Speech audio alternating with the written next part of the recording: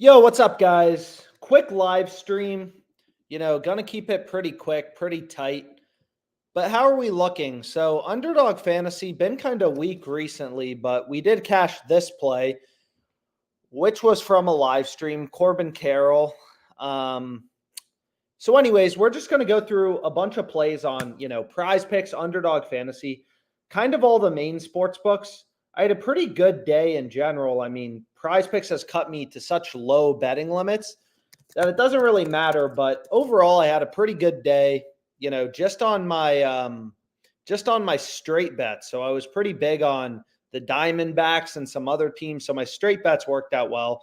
PrizePicks looks like, kind of split. I mean, we won this push. So some slips have promise. A fair amount of slips have promise, but we'll have to see how the weekend shakes out because we have a lot of MLB bets. But anyways, let's start out on Underdog Fantasy. Why not? Underdog Fantasy, always there's a lot of good plays available. So we can start out there and just see if we can find any value. So one play I recommend, if you're not already on it, this play looks great, is Sky Moore under 2.5 receptions. So I already bet a little bit on this, but we can see how much more they let me bet. But you can see Sky Moore under 2.5 receptions is minus 120. All the other books have it, minus 154. The odds have been ripping lower. So I put my FanDuel boost on his over, but whatever. This is a little bit of a hedge. So we can go here to Thursday Night Football, which we got tomorrow. The game's obviously, the Chiefs are a little overrated, but regardless, the Broncos suck. So you can see, they are absolutely huge favorites. And you can see DraftKings bouncing around odds like crazy. Minus 500, minus 600 on most sports books. But anyways, the first play we can go with, so let's go here, and we want to go to receptions. This play's been available for a bit. Again, some of the best betting opportunities, they're not going to last forever, but it looks like this play, has lasted for a while. So let's go to our boy Sky Moore, and let's see how much they let me bet more, because I'm not sure how much. They only have a max of $250 per player. You can see I already bet a little bit on it. I arbed it with FanDuel, but, regardless, I'm going to put more. I can only bet 165 more on this, but this seems like a solid play. Anyways, am I sharing my screen? Yeah, I'm sharing my screen. Just wanted to make sure. Sky Moore under 2.5 receptions. So again, like all these books set lines independently. Certain sports books are known to be smarter or sharper. Like Bet Online is known to be a pretty sharp bookmaker. They've ripped odds on Sky Moore's under all the way down to minus 147. Pinnacle's ripped it down to minus 142. So it's crazy, right? Like you think about the price of a stock, there's one stock price. You think about sports betting, all these books are setting lines independently. So sharp betting strategy, profitable betting strategy is you use sportsbook odds on all these different sports books. FanDuel's a $10 billion company. You want to put some weight into their odds. And they have his under all the way down at minus 154. Same with Caesars. Long story short, pretty clear value, on Fliff. So all this positive EV tool does, nothing complicated, is you put in the sports books you use. It scans all the lines. I mean, there's all this crap you can bet on every single platform, and it's just going to point out value. I follow a very data-driven approach, whatever. If you don't want to go with certain picks, you can always skip them over, like this tennis pick looks good, but maybe you don't like betting on tennis. You can skip it over or filter it out or whatever. But anyways, let's go back here. Let's try to find some plays on Underdog now. Take a sip of my LaCroix. So a lot of esports value, it looks like. So let's just take a look at this play. And I know a lot of people are hesitant, to bet on esports. But what's great about betting on esports is there's just a lot of games. There's one NFL game tomorrow. These esports guys go hard. There are, look at this. There's like thousands and thousands and thousands of lines up. There's dozens of games, probably hundreds of games listed on Underdog Fantasy. So the sports books, they're all trying to set their own lines. They have a lot of surface area to cover. So if you take a look at Lux, his line is 36.5 on Underdog, right? Every other data point, Jock Market has him at 40. Hot Streak has him at 38.5. PrizePicks has him at 40.5. All these books, even if you don't use Jock Market or Hot Streak, they're data points, right? Telling you, yo, Underdog Fantasy has their line too low. So we can go here. And what you could also do is you could middle bet this, which it sounds complicated, but it's pretty simple. Hit the under 40.5 on PrizePicks, the over 36.5 on Underdog. And then we'll win both bets if Lux has 37, 38, 39, or 40, right? Which is a big deal. That's a big middle. That's a 10% discrepancy between the sports books.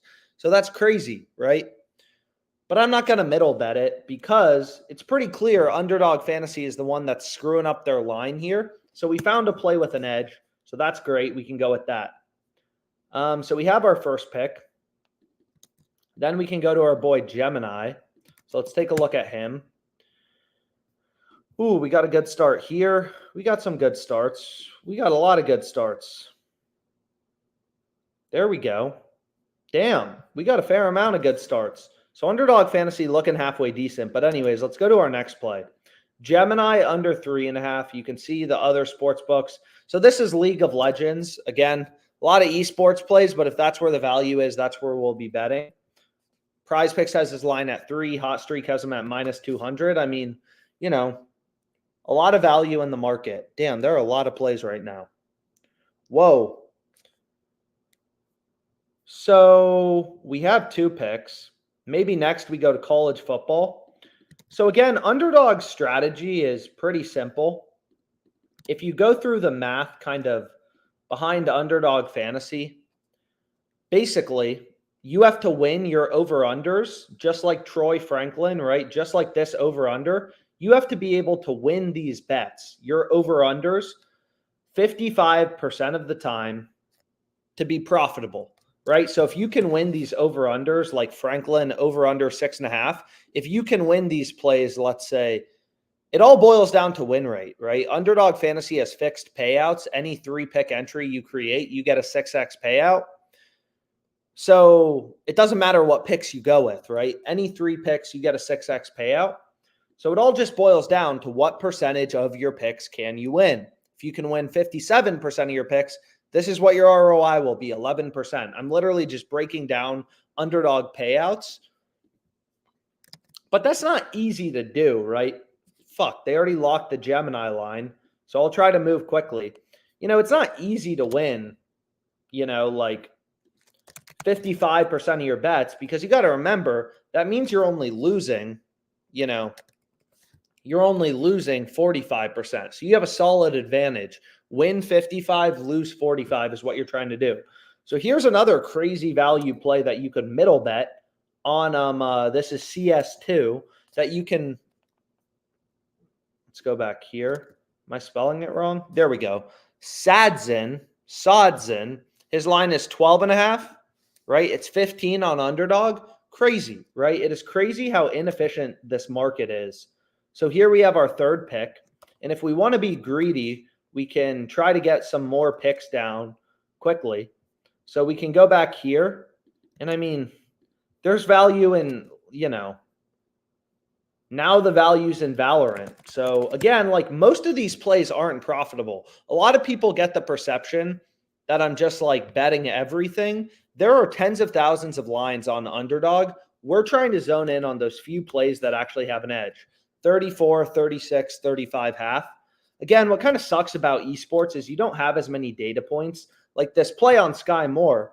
I mean, you have dozens of sports books. These are just the books in New York, and I have a ton of them filtered out. But you can see there are tons of sports books posting odds. Basically, no other sports book is giving you better than minus 140. This plays clear as day. So many people try to overcomplicate sports betting. Oh, I want to create my own model or some crap like that. It's like, how are you going to create a better model than FanDuel and DraftKings, which are $10 billion companies? You're literally insane if you think you can do that. So let's go back here. And what we can do is we can go back to Underdog. So we now have 4 good picks. But if we want to get greedy, so again, they're not going to let me play plays in the same game. So this play on Luna looks good, but I already locked in, I already locked in one of these plays, so I can also refresh it, kind of see anything else that becomes available.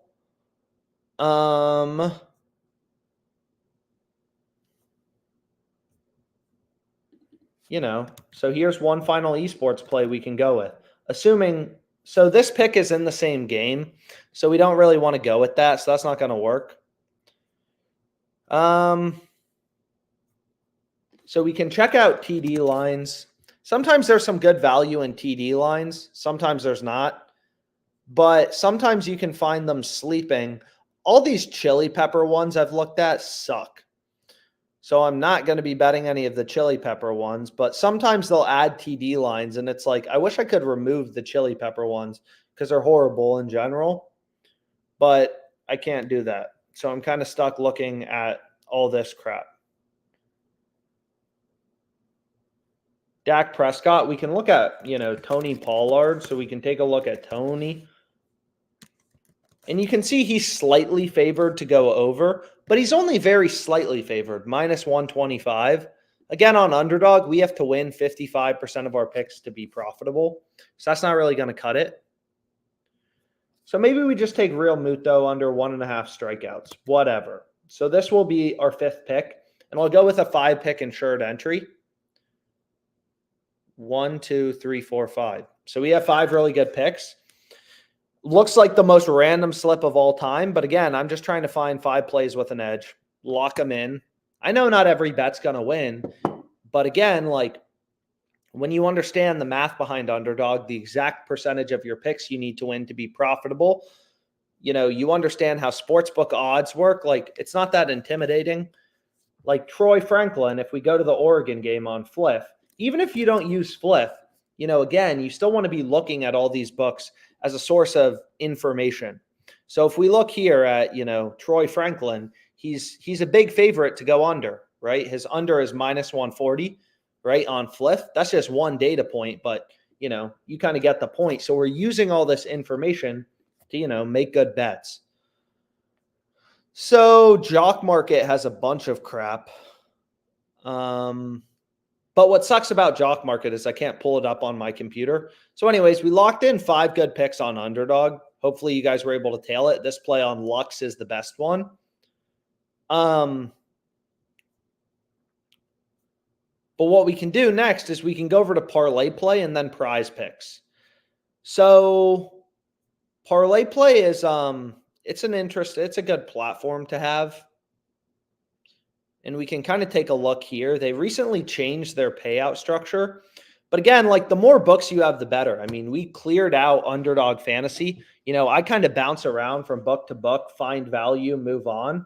So on Underdog Fantasy, I got these 5 picks. On ParlayPlay, which is a platform I've used for, a little at least now. Been doing all right. But anyways, you can see here, if it loads up, I'm at like 5K profit, 4912, according to their website. And they only have $60 max bet sizes. So, I mean, this play sucked. But again, they only have $60 max bet sizes. Obviously, doing well, at least so far. Anyways, let's go here. So the first pick it's recommending is Sam Howell interception. So let's go with that. Bunting under 4.5 tackles plus assists. Let's go with this. So again, like you may be like, oh, why these picks? Whatever. We can see, do they have any TD lines up yet? TD lines are sometimes very good. They don't have really any TD lines up yet. Why do we like this play on Sean Murphy Bunting to go under? Is again, like it's another platform. Like betting on these sports books like Fliff is really easy.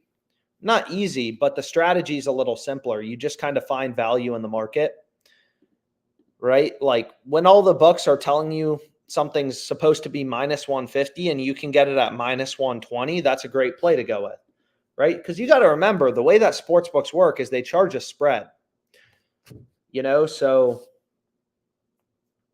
FanDuel has this minus 154 plus 120, but that's a market with VIG. With a spread in it. Sportsbooks are like stockbrokers. A stockbroker says, hey, you can buy this for 9, or sorry, I'll sell it to you for 9, or you can buy it for 11. I'll buy it at 9, or I'll sell it at 11, right? That's what stockbrokers do. 9 bid, 11 offer. You can, sell it to me at 9 or buy it for 11. They charge a $2 spread. And then what the stockbroker is thinking is the price of the stock is actually $10. They're buying it for 9. They're selling it for 11. That's how dealers work. They charge a spread. So sportsbooks charge a spread. So when you're trying to figure out what should the odds actually be with the VIG removed, this is the most important calculator in sports betting, a no VIG calculator, is all you want to do is put in a sportsbook's market, and it's going to tell you, hey, the odds should be like FanDuel is saying, this line, Sky Moore's under, has a fair or true or no VIG price. Like the true line with the VIG removed is minus 133. We're getting better odds, minus 120, which is why this bet is good. But that's how sportsbooks work, right? They have models that spit out, hey, here's what we think the true line should be on the over and the under. And then they juice their markets. So we're going in reverse. We can see a sportsbook's market, but we need to remove the juice to see what is the fair price. In this case, minus 133.89. And anyways, it can take a little time to wrap your head around. So I recommend reading through all this text. It may be helpful. So I hit this arbitrage bet too. If you use Caesars, again, arbitrage is when these books get so out of sync with one another that you can bet the over and the under and make a risk-free profit. And again, placing a bet takes 10 seconds. A lot of people will tell me, hey, making $4.79 and risk-free money doesn't sound that good. This bet took me 2 minutes to place. Max, probably more like 20 seconds. Be realistic.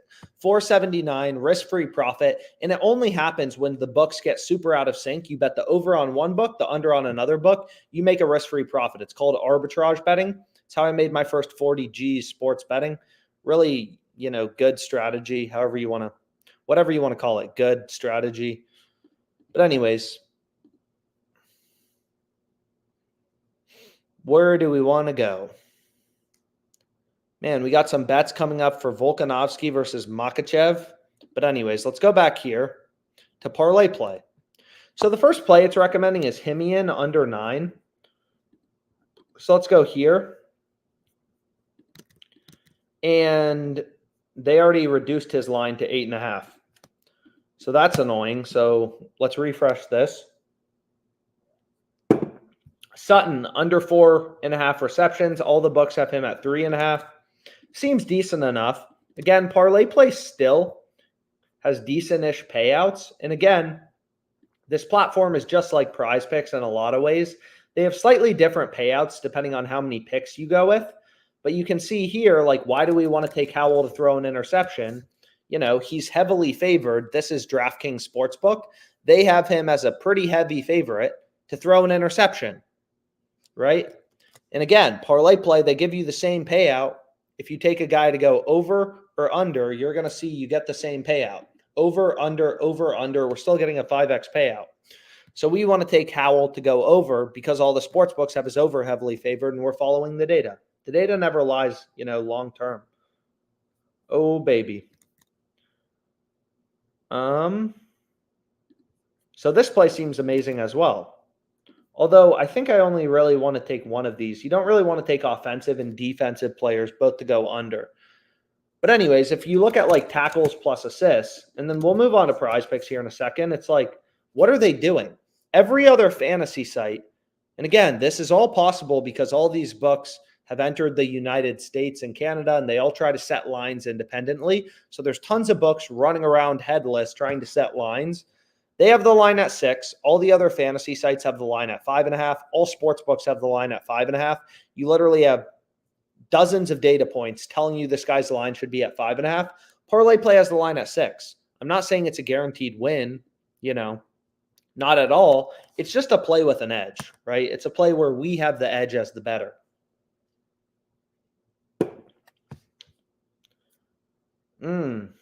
Okay. So we got our boy Croc under 3.5. So let's check this out. This game starts soon, so that will make our fourth pick. We already have bunting under. We do.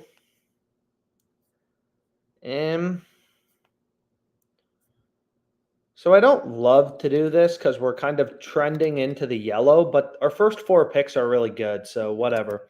We'll fade Tyreek Hill. Obviously, he's having an incredible season. But what's nice, too, about parlay play is you can bump the line in your favor. So, for example, like this player, Donovan Smith, it's recommending we take the under 257.5.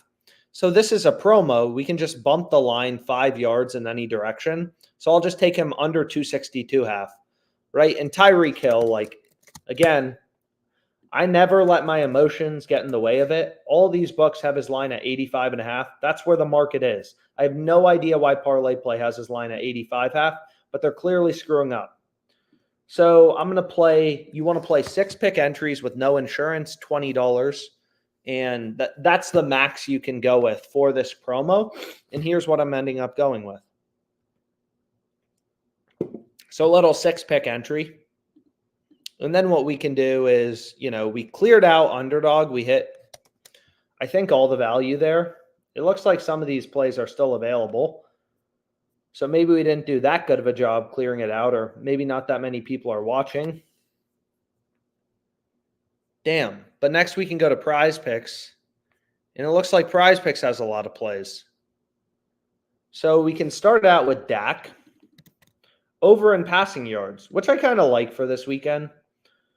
So we can go back here. And again, you could middle bet some of those plays we went through earlier, but I'm not going to. But if we take a look at Dak Prescott, again, this fantasy optimizer is for these fixed payout platforms like PrizePicks and Underdog. They don't change your payout, whatever, based on you selecting over versus under. So here it's like, what is PrizePicks doing? Every book has Dak's line at like 257, 258. PrizePicks just chilling at 248.5. That's not right, right? So we want to take his over. And then again, Lux, we could fade Lux. So this play looks really good as well. So now we'll go to League of Legends, most random bets of all time. It starts to seem like, but if we take a look here, it's like, okay,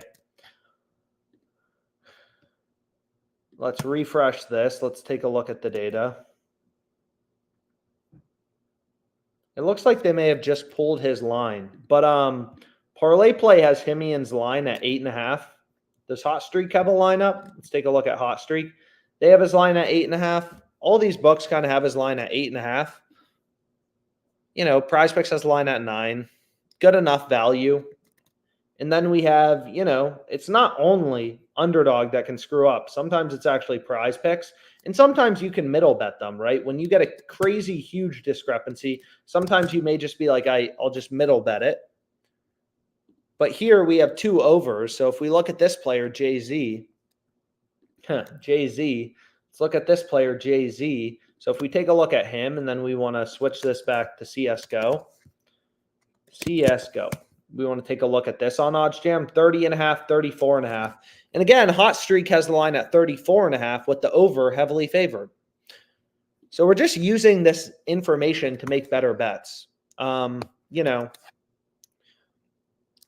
Before getting into sports betting, I worked in trading, and the concepts are the same, right? You look at all the information happening in the market, all the trades happening, all the price movements, and you make more informed decisions.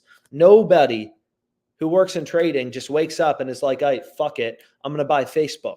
That's not how it works, right? So people who aren't using data to find bets, you're just at it's just not going to happen. It's just... There's really no other ways to put it. It's just not going to happen. So you can see PrizePicks added a lot more player touchdown lines. So we can look through some of these. There has to be something good.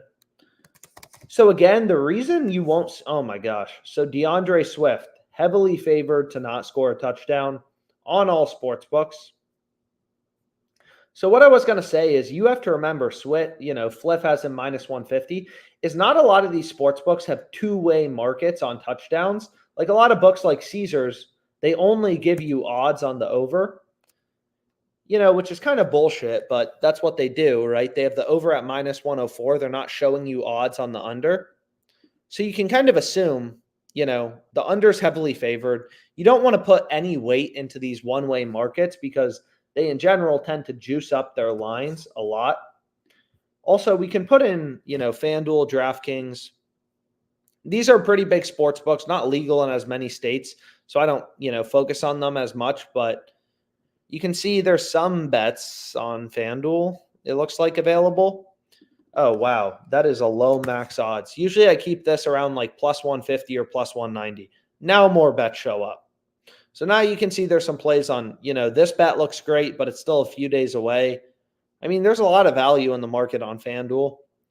Soccer is actually my most profitable sport on FanDuel. I've been limited on FanDuel forever. Like, what are they doing here? They're giving Bayern over 3.5 team total at plus 110. All the other books have this, Pinnacle, which is known to be the sharpest sports book, the smartest sports book. They have the over all the way up at minus 116, right? So they have the over favored. We're getting 26 cents of improvement from the sharpest bookmaker, which has the over favored. So the way you can think about this bet is it's kind of like, if there was a coin, right, that had over and under on both sides. The coin is weighted to show up on over. The over is favored on Pinnacle and DraftKings, and Pinnacle is known to be the sharpest bookmaker. So the over is favored. The coin is weighted to show up on, heads or over. And we're getting this at plus 110. Betting, 100 to win 110. So we're flipping a weighted coin and we win more money. We win 110 when it shows up heads or over, and we only lose 100 when it shows up tails or under. So we're using all this information to kind of like find good bets, whatever. DeAndre Swift, good play. We can look at like Travis Etienne, no value, right? You can see sports books have the same odds on the over and the under. When books are giving you the same odds on the over and the under, they're telling you, hey, we don't really think either outcome is more likely. They're 50-50. But again, on Underdog, you have to win 55% of your picks to be profitable. And on PrizePicks, it's roughly similar. So Hill, Kamara, it looks like so far, let's look at Tyreek. No value, right? Even money to go over or under. No value. Kamara is a slight favorite to go under, but not as much as Swift, right? Again, all these platforms boil down to what percentage of your picks can you win. So you want to see spots where sportsbooks have an under like, minus 150, something like that. So Kamara is no good. We can look at Chase. Oh my gosh. So Jamar Chase is a huge favorite to go under. What am I spelling wrong? Anyways. Oh, maybe capitalization, right? He's minus 165, minus 170 to not score. Sure, I get it. He had 3 touchdowns last game. I'm just following the data, right? He didn't score for we're in week 6. That was his first game with touchdowns. Don't read too much into every single game. He's a huge favorite to not score a touchdown. So we can look at our boy Bijan. Again, he's slightly favored to go under, but it's not like Chase where he's like a minus 180 favorite to go under. So these picks look good. All of them. Right? A nice little 6-pick entry. And again, they're not going to, your max is $10. Because a lot of people, I get a lot of questions about my bet sizes. Like, why did you hit this for $22.50? And it's like, well, a lot of sports books will cut down your bet sizes. PrizePicks limits me. I still find bets because it's a popular platform and it's a fun platform. I can't deny it. It's a fun platform, but regardless.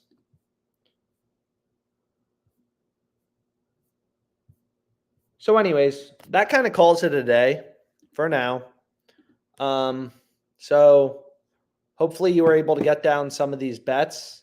So did they move any of the underdog plays, or are they just saying, screw you, we're not moving anything? So we can take a look here. like did this play on Luck's move. They had him 36.5.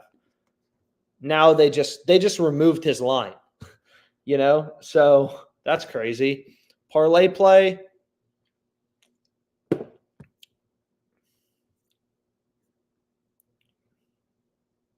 Did they move any of the lines? I mean, sometimes you'll see these books move lines decently fast. So we got Kamara, we got Hill. Did they move Hill? Nope, doesn't look like they moved any of their lines. And then we got a pretty good play on PrizePicks that I'm happy with. So hopefully this was helpful. Yeah, and have a great rest of your day.